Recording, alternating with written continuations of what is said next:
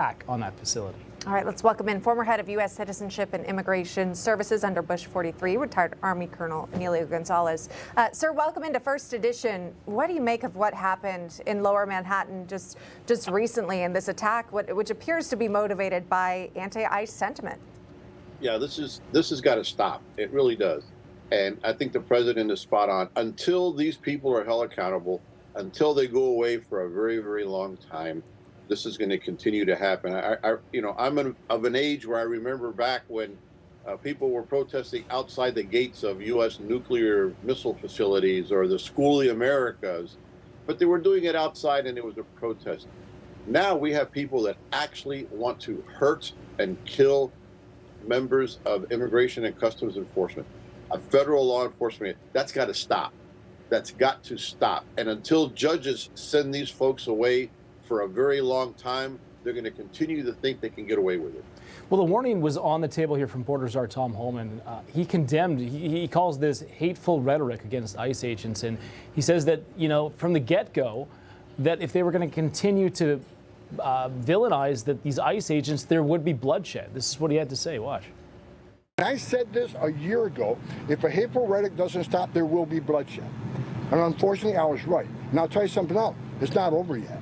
I'm afraid that we're going to bury an ICE agent. And then he also went on to say this, even about his own safety. Watch. ICE agents are mom and dads, too. They don't hang their heart on a hook every day to do this job. And it's just not an attack on the ICE agents, it's an attack on their spouses and children, and no one knows that better than me. I can't even go get a quart of milk at a grocery store without a security detail. Why? Because I'm enforcing laws in this country. It's pathetic and it's disgusting. So he's had enough as well. Democrats, but they continue to double down on this with more rhetoric. Amelia, what do you think? How do we stop it? I mean, at this point, they're using it for political fodder. They're trying to get elected off of ICE agents and the immigration policies. Tom is spot on. It's almost like ICE agents now have targets on their backs.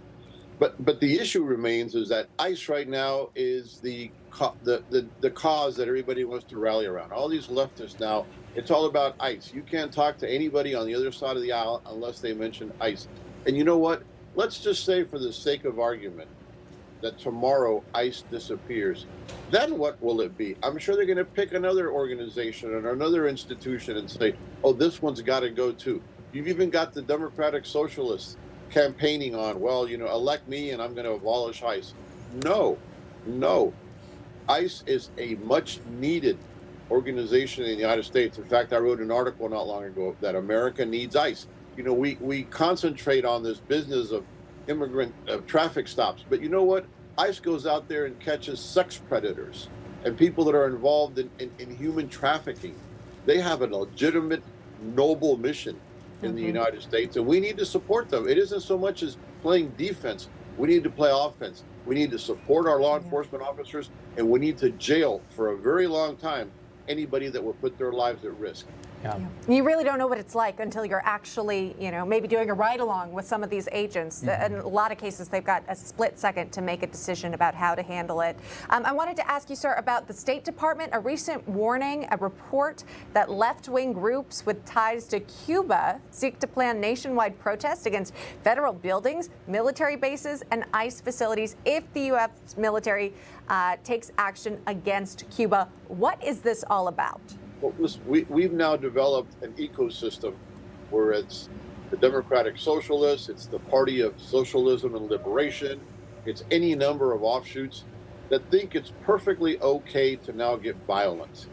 Okay, it's all right, it's acceptable. It's not acceptable. We know, and we have known for a very long time, that the Cuban government has been active in doing anything they can to destabilize the United States. This didn't start yesterday.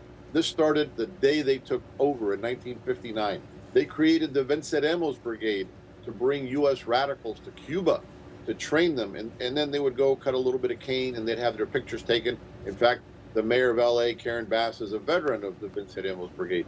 So this is a long time. What this document, or what this tells us, is that these folks are organized.